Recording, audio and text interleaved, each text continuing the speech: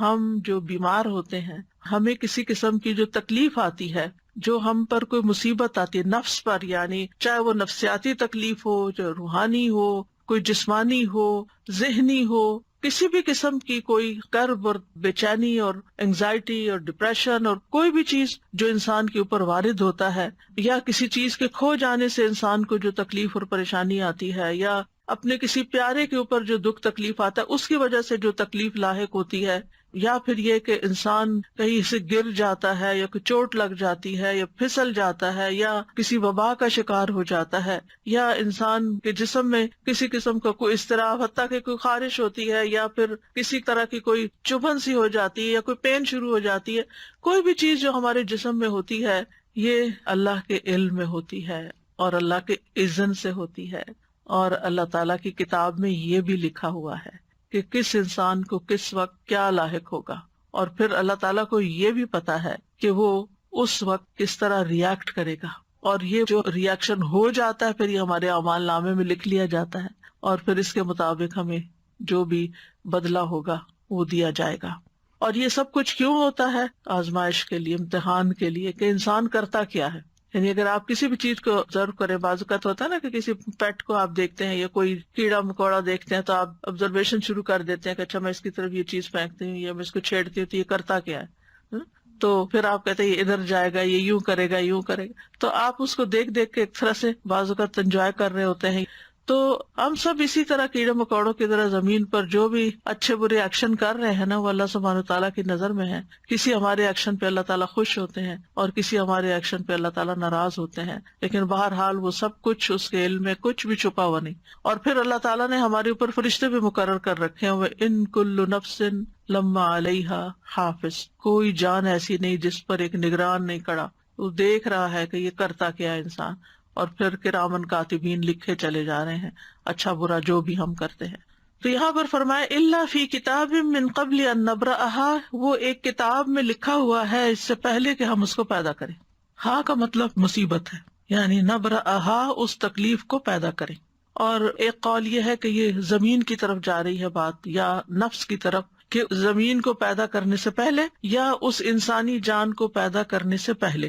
یعنی قرآن مجید کی یہ بلاغت ہے اور ایک خوبصورتی ہے کہ اس کے اندر اتنی وسعت آ جاتی ہے، ایک ہی ضمیر ہے اور اس میں انسان کی سوچ کی جہت کھلتی ہے کہ ہا کی ضمیر نفس کی طرف لوٹ رہی ہے، ہا کی ضمیر ارض، یہ سب مؤنث ہے، اور ہا کی ضمیر مصیبت کی طرف جا رہی ہے۔ یعنی اس سے پہلے کہ مصیبت آئے، اس سے پہلے کہ زمین پیدا ہو، اس سے پہلے کہ انسان پیدا ہو، یہ سب کچھ لکھا ہوا ہے۔ یعنی خیر و شر سب کچھ لوح محفوظ میں محفوظ ہے، اور یہ تقدیر جو ہے یہ اللہ کا ازلی علم ہے، اور اللہ تعالیٰ نے ہر چیز کا علم کے اعتبار سے احاطہ کر رکھا ہے، کوئی چیز بھی اللہ کے علم سے باہر نہیں۔ وَأَنَّ اللَّهَ قَدْ أَحَاطَ بِكُلِّ شَيْءٍ عِلْمًا۔ اب آپ جب بیمار ہوتے ہیں، پریشان ہوتے ہیں، تو آپ اللہ تعالیٰ سے اپنی حالت کا واسطہ دے کے بھی دعا کر سکتے ہیں کہ یا اللہ تجھے تو پہلے سے ہی پتا ہے کہ میرے اوپر کیا آنا ہے، اور تجھے تو پہلے سے ہی پتا ہے کہ میں کتنی کمزور ہوں، اور تو میرے حال کو جانتا ہے، اور تو میری تکلیف کو جانتا ہے، تو مجھ پہ رحم فرما۔ یعنی اللہ تعالیٰ سے انسان اس طریقے سے بھی دعا کر سکتا ہے، یعنی اللہ تعالیٰ کی صفت علم کا واسطہ دے کر، کیونکہ قرآن مجید میں آتا ہے وَلِلَّهِ الْأَسْمَاءُ الْحُسْنَىٰ فَادْعُوهُ بِهَا، تو ہمیں اللہ تعالیٰ کی اسماء و صفات کا واسطہ اور وسیلہ دے کر بھی اللہ تعالیٰ سے دعا کرنی چاہیے، جیسے انی مسنی الضر وانت ارحم الراحمین۔ بس اللہ تعالیٰ کی رحمت کی بات کر دی، اللہ تعالیٰ کی اس صفت کی بات کر دی کہ آپ تو بہت زیادہ رحم فرمانے والے ہیں۔ یعنی مطلب کیا ہے؟ اگر کسی کو کہا جائے آپ تو بہت سخی ہیں تو اس کا کیا مطلب ہے کہنے کا؟ یہ تعریف کوئی کیوں کر رہا ہے کسی کی؟ تاکہ وہ اپنی سخاوت کا اظہار کرے۔ تو اسی طرح اللہ تعالیٰ کی صفت رحمت کا جب ذکر کرتے ہیں تو اس کا مطلب یہ ہے کہ آپ تو اس کے مالک ہیں اور آپ کر سکتے ہیں۔ تو یہ چیز اگر انسان اللہ تعالیٰ کے بارے میں سوچے کہ ہر چیز کو جانتا ہے، ہر چیز کو، وَأَنْتَ عَلَّامُ الْغُیُوبِ، میں نہیں جانتا تو جانتا ہے، اور تو علام الغیوب ہے۔ قیامت تک جو کچھ ہونے والا ہے، جب سے پیدا ہوا ہے جب تک ختم ہوگا، سب کچھ اس کے علم ہے۔ وَكُلَّ شَيْءٍ أَحْصَيْنَاهُ فِي إِمَامٍ مُبِينٍ، ایک واضح کتاب میں ایک کھلے رجسٹر میں ریکارڈ رکھا ہوا ہے.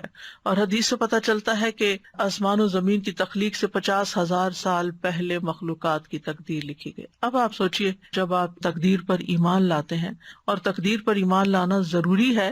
نبی صلی اللہ علیہ وسلم نے فرمایا ہر چیز کی ایک حقیقت ہوتی ہے، اور کوئی شخص اس وقت تک ایمان کی حقیقت کو نہیں پہنچ سکتا جب تک اسے یقین نہ ہو جائے کہ اسے جو چیز پہنچی ہے وہ اس سے خطا نہیں ہو سکتی تھی، اور جو چیز خطا ہو گئی ہے اس سے وہ اسے پہنچ نہیں سکتی تھی.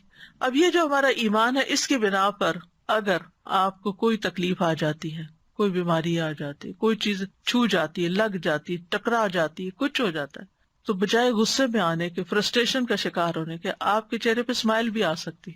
یہ تو ہونا تھا، یہ لکھا ہوا ہے، یہ اپنے وقت پہ پہنچ گیا مجھ تک، اب اللہ ہی اس کو دور کرنے والا ہے. جس کے اذن سے یہ تکلیف آئی ہے اسی کے اذن سے شفا ہوگی. جس کے اذن سے یہ مشکل میں مبتلا ہوں وہی اس کو ان یمسسک اللہ بضر فلا کاشف لہ الا ہو، اگر تمہیں کوئی تکلیف پہنچ جاتی ہے تو اس کو اللہ کے سوا کوئی بھی دور نہیں کر سکتا. فلا کاشف لہ الا ہو، یہ یقین ہونا چاہیے پورا. جتنا زیادہ یہ یقین ہوگا کہ فلا کاشف لہ الا ہو، کہ اللہ ہی اس تکلیف کو دور کرنے والا ہے، اس کو کھولنے والا ہے، تو اتنا ہی زیادہ ہم اللہ سبحانہ تعالیٰ کی طرف رجوع کریں گے، اتنے یقین کے ساتھ اسی کی طرف لوٹیں گے، اسی کے در پہ جائیں گے، اسی کے آگے سر جھکائیں گے، اسی کو پکاریں گے، اسی کے آگے ہاتھ پھیلائیں گے، اسی کو مختلف چیزوں کا واسطہ وسیلہ دیں گے جو مشروع ہے یا جس کی اجازت ہے ہمیں. تو اس طرح اللہ تعالیٰ سے تعلق اور زیادہ مضبوط ہو جائے گا. پھر فرمائے ان ذالک علی اللہ یسیر.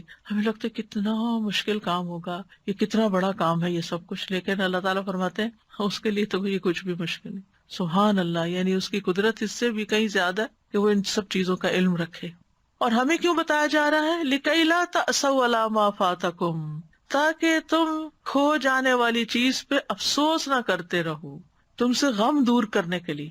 اور یہ ایک حقیقت ہے کہ اگر انسان تقدیر کے معاملے کو اور اس بات کو سمجھ جائے کہ یہ کسی وجہ سے آئی ہے تکلیف مجھ پر، اللہ تعالیٰ یا تو مجھے ریسٹ کروانا چاہتا ہے، یا مجھے کچھ سکھانا چاہتا ہے، یا کوئی بھی ایسی وجہ ہو سکتی ہے کہ جو مجھے علم نہیں، کیونکہ اس کا کوئی بھی فیصلہ حکمت سے خالی نہیں، یہ بھی ساتھ ہی یاد رکھنا چاہیے. یعنی ایسا نہیں کہ وہ اندھا دھند بس کسی کو سزا دے رہا ہے اور کسی کو کچھ جزا دے رہا ہے اور کسی کو فائدہ اور کسی کو نقصان، ایسا نہیں ہے. ہر تکلیف کے پیچھے ایک حکمت، کوئی وجہ ہے. اس نے آپ کو کوئی اسپیشل چائلڈ دیا ہے، کوئی حکمت ہے اس کے پیچھے، کوئی وجہ ہے کہ اس نے آپ کو اس کام کے لیے چنا ہے. اسی طرح اگر کوئی اولاد کی طرف سے یا والدین کی طرف سے، کسی پیارے کی طرف سے کوئی تکلیف پہنچتی ہے تو اس میں کوئی حکمت ہے. تو اگر انسان ایمان لے آئے تقدیر پر تو پھر غم ہلکا ہو جاتا ہے. وجہ بتا دی گئی کہ لِكَيْ لَا تَأْسَوْا، تاکہ تم افسوس نہ کرتے رہو، غمگین نہ رہو، عَلَىٰ مَا فَاتَكُمْ، جو تم سے فوت ہو گیا، یعنی جو تم سے چلا گیا. تمہاری صحت چلی گئی، تمہاری جوانی چلی گئی، تمہاری ہمت چلی گئی، تم سے کام کا چانس چلا گیا، اللہ کو یہی منظور. آگے موو فارورڈ، آگے چلو، آگے چلو. جو کھونا تھا ہو گیا، اب اس کے پیچھے جان ہلکان نہ کرو. جو ہونا تھا ہو گیا، اب اپنی زندگی کو آگے لے جاؤ، آگے کی طرف دیکھو، اچھی امید رکھو اور حوصلے میں رہو، کیونکہ یہ تو ہونا ہی تھا.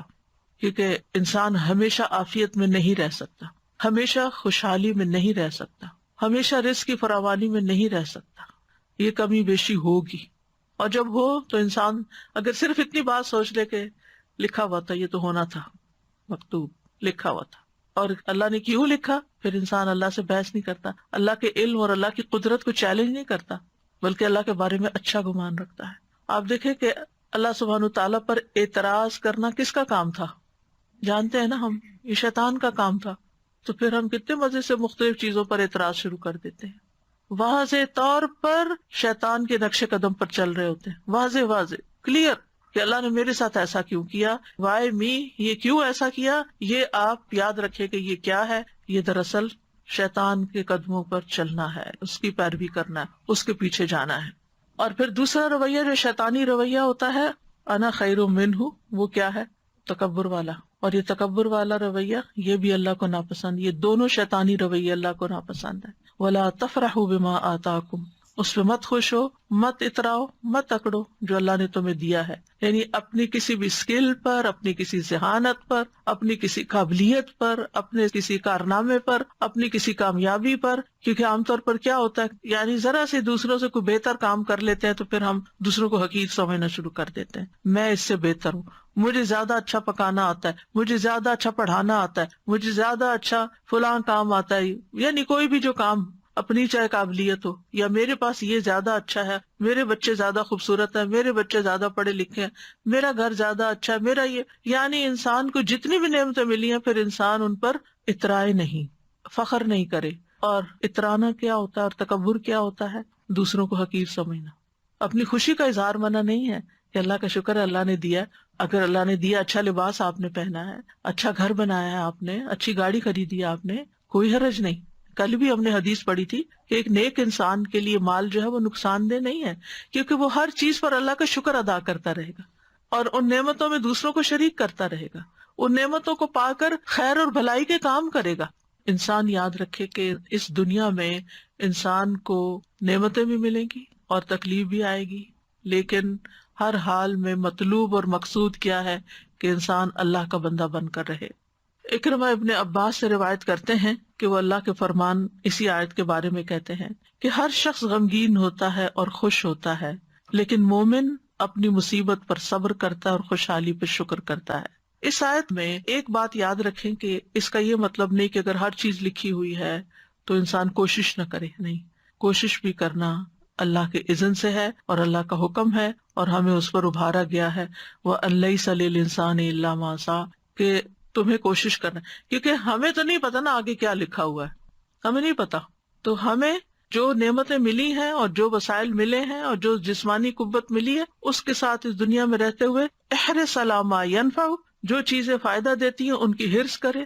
انسان اپنی صحت کا خیال رکھے، انسان اپنے لیے وہ تمام وسائل اختیار کرے، چاہے ایکسرسائز ہے، چاہے بریدنگ ہے، چاہے ہیلدی ڈائٹ ہے، یا جو بھی، یا پھر اگر بیمار ہوتا ہے تو علاج کرتا ہے. تو یہ انسان کے پارٹ پر ہے اور اس کو کرتے رہنا چاہیے. لیکن کچھ چیزیں کرتے رہنے کے باوجود بھی الٹ ہو جاتی ہیں تو وہ پھر انسان کو یہ یاد رہے اس وقت کہ یہ ہونا تھا، کیونکہ انسان اس وقت زیادہ پشیمانی کا شکار ہوتا ہے. میں تو اتنی زیادہ کیئرفل ہوں اپنے ڈائٹ کے بارے میں نے تو کبھی شوگر استعمال نہیں کی تھی، مجھے یہ بیماری کہاں سے آ گئی، اور یہ نہیں، یہ لکھا تھا. اس کی حکمت اللہ کو پتا ہے کہ اس نے آپ کو یہ بیماری کیوں بھیجی اور اس کے ذریعے آپ کو کیا سکھانا تھا، یا اس کے ذریعے آپ کے کتنے درجات بلند کرنے تھے. تو یہ اللہ تعالیٰ کو پتا ہے. ہمیں کیا کرنا ہے؟ احتیاط بھی برتنی ہے بیماری سے بچنے کے لیے، اور اگر آ جائے تو علاج بھی کرنا ہے، اسباب اختیار کرنے ہیں، لیکن اس سارے آزمائش کے عرصے میں اللہ سے راضی رہنا ہے. واللہ لا يحب كل مختال فخور، اللہ تعالیٰ کسی ایسے بندے کو پسند نہیں کرتا جو اپنے عمل میں غرور کرے اور اپنے قول میں فخریہ زبان استعمال کرے، فخر کرے. یعنی عمل میں ایسا لباس پہنے جو گھسیٹ گھسیٹ کے چلے، یا ایسی چال چلے، اور پھر یہ کہ باتوں میں ایسی ایسی باتیں کرے کہ جو دوسروں کو ہرٹ کرنے والی ہوں، شیخی بگاڑنے والی ہوں. تو بے صبرا کرنے والا غم اور سرکش کرنے والی خوشی جو ہے، ان دونوں کی ممانعت کی گئی ہے. ابو بکر صدیق رضی اللہ عنہ کے پاس جب زیادہ مال لایا گیا، آپ کو معلوم ہے کہ نبی صلی اللہ علیہ وسلم کے زمانے میں فتوحات کا سلسلہ شروع ہو گیا تھا، بہت سی جگہوں سے غنائم وغیرہ آ رہے تھے. حضرت ابو بکر کے زمانے میں اور زیادہ بڑھ گیا، حالانکہ صرف 2 سال ہی تھے. تو جب زیادہ مال آیا آپ کے پاس تو انہوں نے کہا، اے اللہ، ہم طاقت نہیں رکھتے مگر یہ کہ ہم اس بات پر خوش ہوں جو تو نے ہمارے لیے مزین کیا ہے. یعنی ہمیں مال اچھا لگتا ہے، کوئی چیز ملتی ہے تو ہمیں خوشی ہوتی ہے. تو اب یہ ہے کہ کیا وہ کوئی بری چیز تھی یعنی جس کا وہ ذکر کرے؟ نہیں، وہ اس بات کا ذکر کرے کہ اللہ یہ ہمارے اندر آپ نے رکھ دیا ہے کہ زین للناس حب الشہوات من النساء والبنین والقناطیر المقنطرة، یہ مال کی محبت ہمارے اندر رکھ دی گئی اور ہمیں اس سے خوشی بھی ہوتی ہے. تو مطلب یہ ہے کہ اس سے مراد وہ خوشی ہے، اس طرح خوش ہونا منع ہے کہ جو انسان کو تکبر اور سرکشی کی طرف لے جائے. ورنہ مال کے ملنے پر، نعمت کے ملنے پر، اپنی پسند کی چیز ملنے پر انسان کو کبھی بھی غمگین نہیں ہونا چاہیے بلکہ خوش ہونا چاہیے. اور یہ خوشی کرنا کوئی بری بات نہیں ہے، یعنی خوشی کے موقع پر خوش ہونا اس میں کوئی برائی نہیں ہے. کیونکہ کچھ لوگ ایسے ہوتے ہیں ہر وقت بس ایک ایسی حالت میں رہتے ہیں کہ نہ کسی خوشی کے موقع پہ خوش ہوتے ہیں، نہ کسی غم کے موقع پہ غمگین ہوتے ہیں کہ وہ نیک پارسا ہے. نہیں، اگر خوشی کی کوئی چیز ہے، کوئی نعمت ملی، خوشی کا اظہار کرے. فَأَمَّا بِنِعْمَةِ رَبِّكَ فَحَدِّثْ، بس لمٹ کے اندر، اس سے اوپر نہیں جانا کہ تکبر یا شیخی بگاڑنا شروع ہو جائے یا آپ دوسروں کو نیچا کرنا شروع کر دیں. یہ نہیں ہونا چاہیے.